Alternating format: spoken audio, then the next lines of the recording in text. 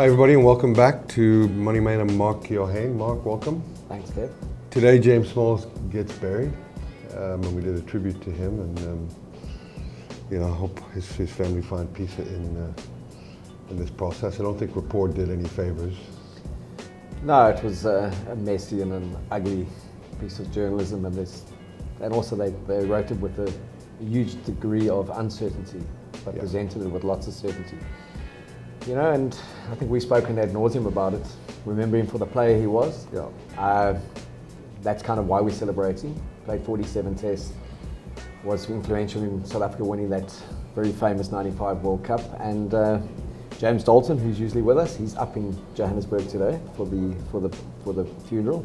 Wrote a lovely tribute piece on SARugbymag magazine. Yeah, he's my brother. Yeah, in honour of, and kind of I think they've cut from the same cloth in that they've lived, and Bullet continues to live, and they've never professed to be angelic or blue-eyed boys or the ones you want to just take home to meet the grandparents and judge them for what they did on the field. That's the kind of memories that they brought. They were rugby players first and foremost, and that's something that I always kind of look at and irritates me, is people who believe that any form of celebrity or player has to be a role model. The reason they're there is because they're very good at one thing, and that's either playing soccer or playing cricket or playing rugby, and through that each one then develops their own characteristic and presents that to the public. But they're not role models first and rugby players second. They're rugby players first, and James Small was a very good rugby player and one of the best in his generation. I think he needs to be remembered for that. And I thought it was just some messy journalism.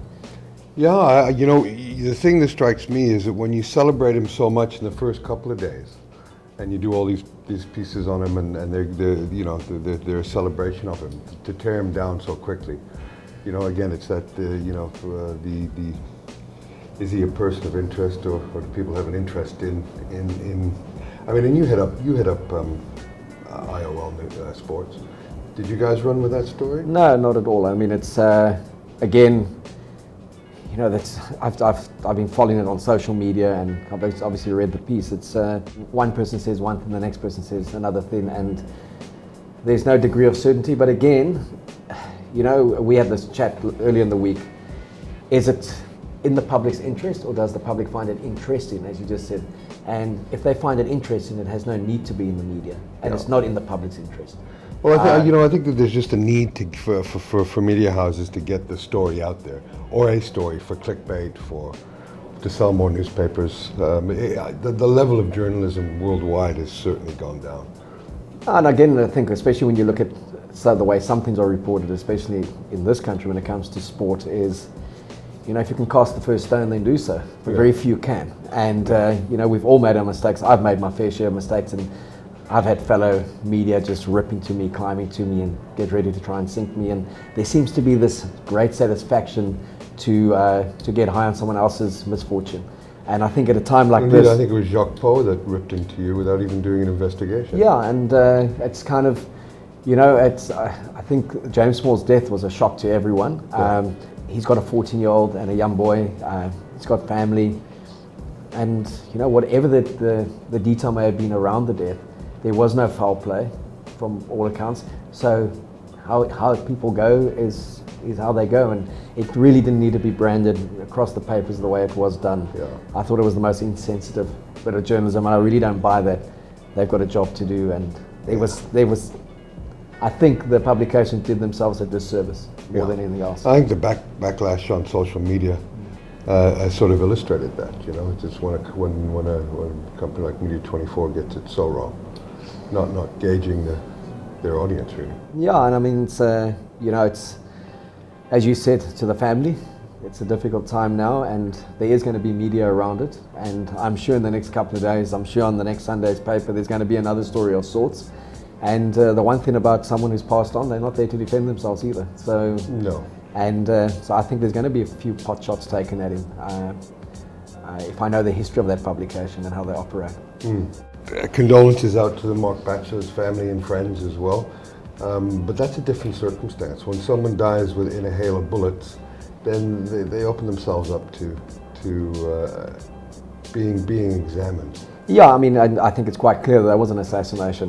on his life. And some of the images we've seen as well, the photographers that were on the scene, it's the most gory and horrific thing to look at. Did you publish any of those? No, that's no. I think that would also that's not in the public's interest to see that either, you know. And it's they would find it very interesting. But you just think of the underworld that does exist in South Africa, and a lot of our sports people from an era, especially from the 90s, have links to that. They went to school with guys. Yeah. They are mates. It doesn't mean that they play in that darker side.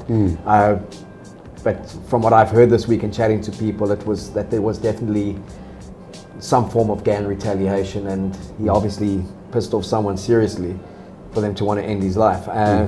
But again, celebrate the player that he was, what he gave to Chiefs, what he gave to Pirates, and what he gave to Bafana. Yeah. And you know, there's been that celebration that's been done by certain writers, but there's been a huge backlash on social media as well because of the grey area he was playing in.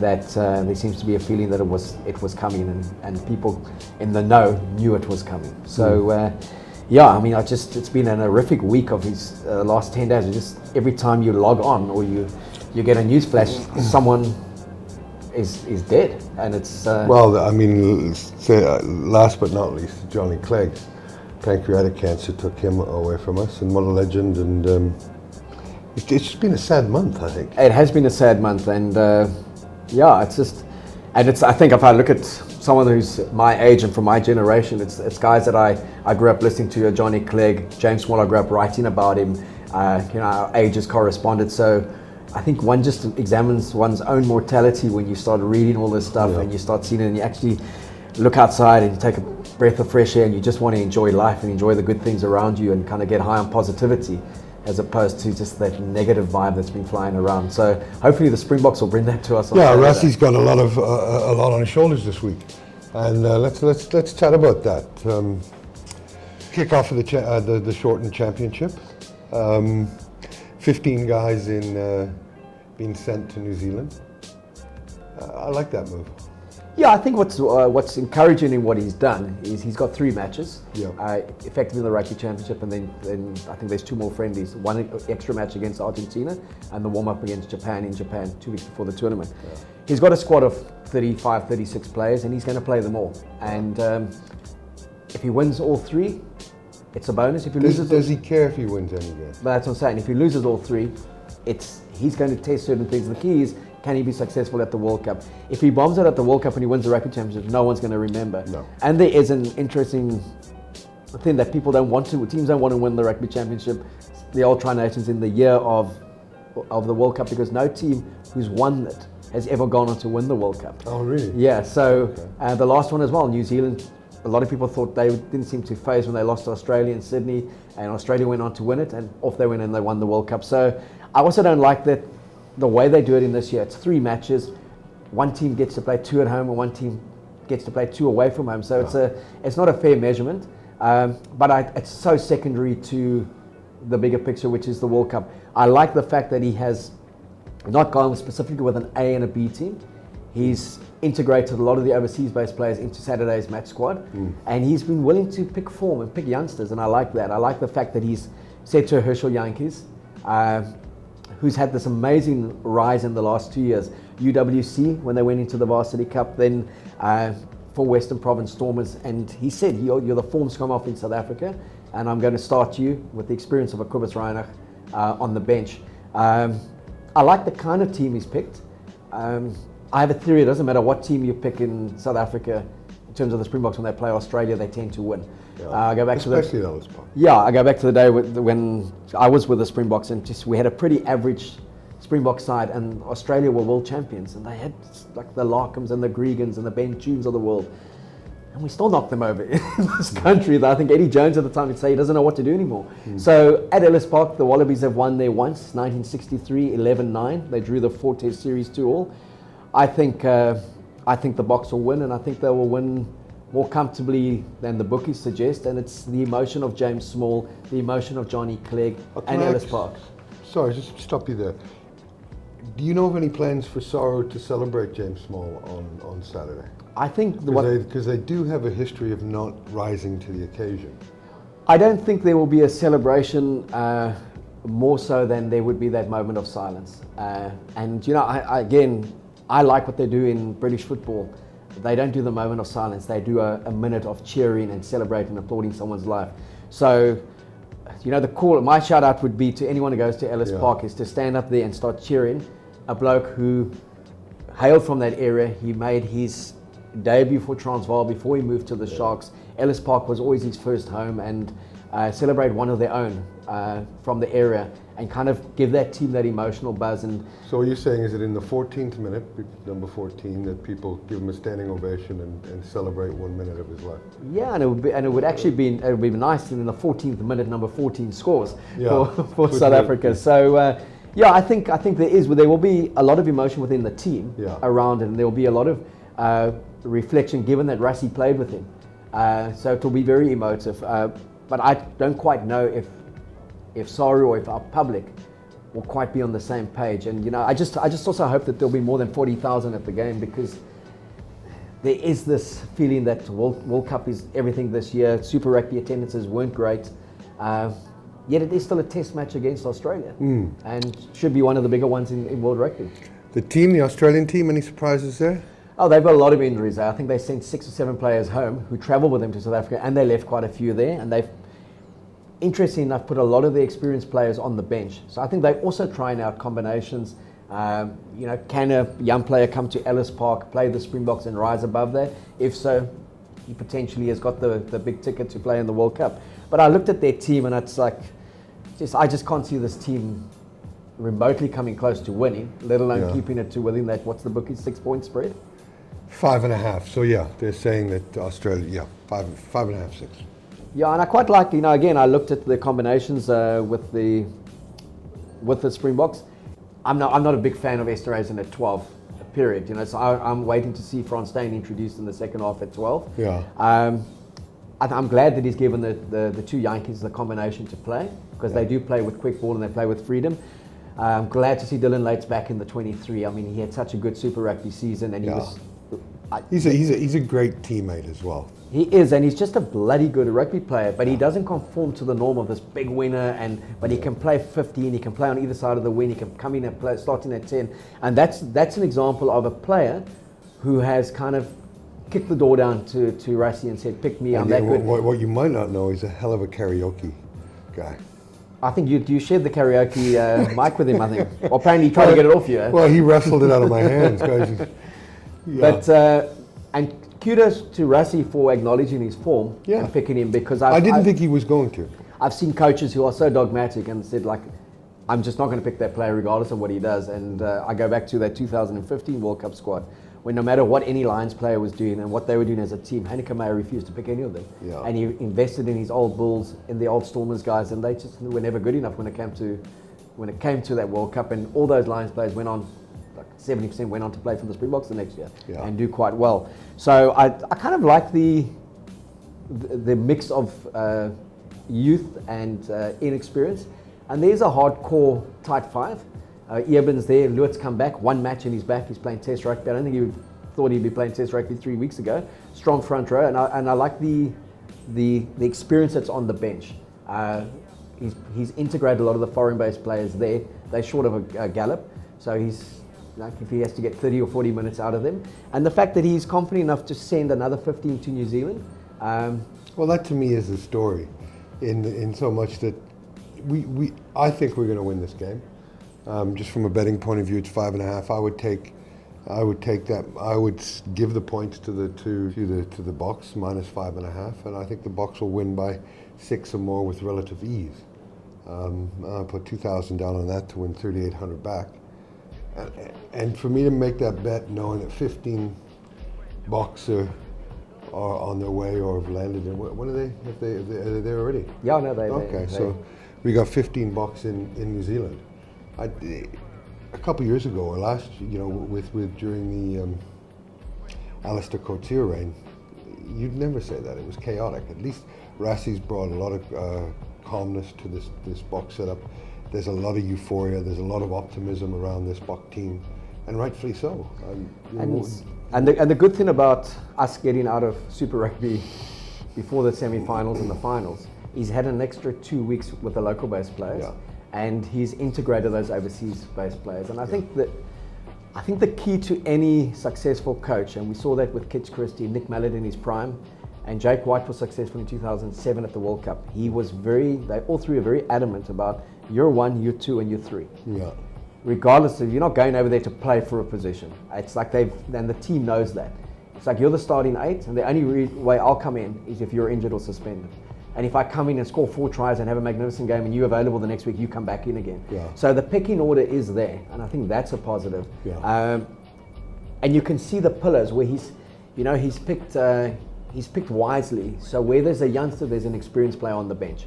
Where there's a youngster kind of in the forward mix, experience next to him in terms of the hooker who's been around, and I just like the fact that he's rewarded form, as I said earlier, and I'm sure the Boks will win, but I'm also not particularly fazed at the results. And it's really, are we going to see at the end of this Rugby Championship? Put some money on it, you'll be faced. Yeah, exactly. That's why you're there, to put the money on. But are we going to see the makings of a match 23 comfortably, and say 31 are going to the World Cup, but that's the 23 that is going to go out and play the All Blacks and potentially play in a World Cup final? If we can be very sure about that, then this Rugby Championship will have been successful.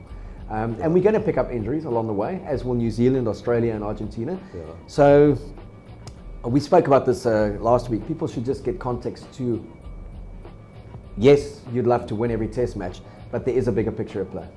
No, and I mean, for the Boks fans out there, let's come up with something. Let's get it out there on social media that let's stand up for the 14th minute for James Small's celebration of life. Let's clap him. I think it's a great idea, Mark.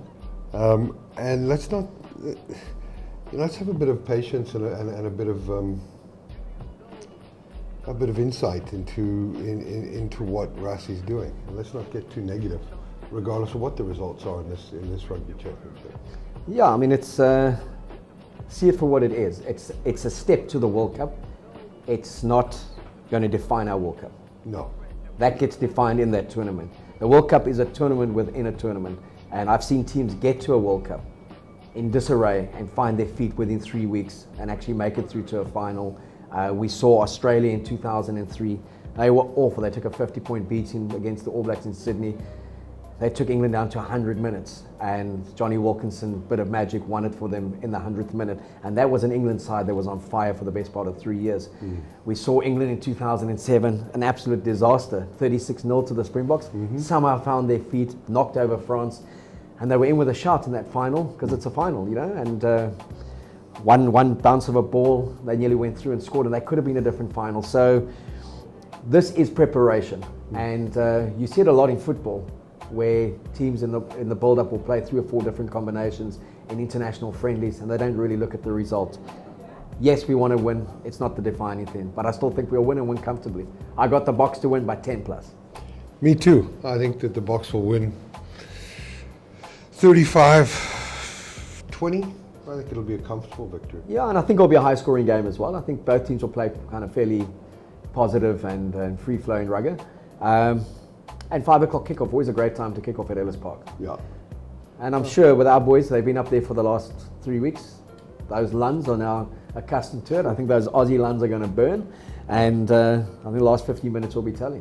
Maybe 20 minutes. Let's chat early kickoff in Buenos Aires for Argentina, All Blacks. Again, interesting emissions. You were telling me that the Crusaders, none of the Crusaders are, with the exception of one, are traveling. Different team. Very, very, again, as I think Steve Hansen described it, raw enthusiasm and some experience for that All Black side. The two teams have played each other 28 times, and the closest Argentina have come is a 21-all draw when Hugo Porta kicked all the points back in the day. And there seems to be optimism in Buenos Aires that this will be the one. This is when they finally get an All Black scalp. Is it a false dawn? I think there's a lot of euphoria because of the Jaguares. But Aaron Smith at a press conference said the Jaguares have no bearing on the Pumas because it's Test rugby and it's a different mentality. And as good as any New Zealand Super Rugby side is, he said they're not the All Blacks. So he said to them, expect a test match. We've come here to win regardless of who's back home. And Hansen has left all the All Blacks that were in the Crusaders final in terms of the pack. He's left them there back home. He's left Ryan Crotty's injured. Mahanga is left behind in New Zealand. The only two he's taken is Sevu Reece, the Fijian-born winner, who will make his debut, ahead of Rico Ione, who he says they know what they've got in him. And then Ainor, who played in the midfield on the wing. He's on the bench. But they picked an interesting side. I don't think if you look at traditionally the All Blacks, you look at their bench and you know how good they're going to be on the match. The bench looks pretty average. But it's the starting 15 is as good as any that they can put out there. And you know, we know when the Crusaders play the Hurricanes, we saw that semi-final. So there's very little to choose between a starting 15 on New Zealand that's considered the A side and then the B side. The Kieran Reeds coming back and the Sam Whitelocks and Cody Taylors add to the depth of the 23, but it's certainly not a weak New Zealand side. It's still a very, very strong side, and I think that they will win, but not win as comfortably as the bookies think they will. Yeah, the bookies have them at 12.5. I think it'll be a single digit, 7 to 9 points. So for you millennials out there, what Mark's saying is 9-1. Yeah, I don't know if it's going to be as close as 1, but no. I don't think it's going to be 13 plus. You know, I can see the optimism but like you say, this is test match rugby. I think it is an inferior All Black team. I disagree with you on that. I think it's also going to be single digits, and it wouldn't shock me if the Pumas won. It wouldn't shock me at all. But I'm going to be putting 2,000 down on the Jaguars with plus 12.5 points on the scoreboard. So I'm saying they're not going to lose by 13 or more. The Pumas. The Pumas, sorry. Same thing. Same thing, yeah. Same thing. So yeah, we're in agreement this week. What's happened? Oh, we kind of know our rugger. Some people would debate that about me, but you know, we'll see. Thanks very much for coming in, Mark. Appreciate it. Always great chatting to you. Yeah, let's hopefully celebrate some good rugger this weekend. Yeah. And celebrate James Small. Yeah, absolutely. Absolutely.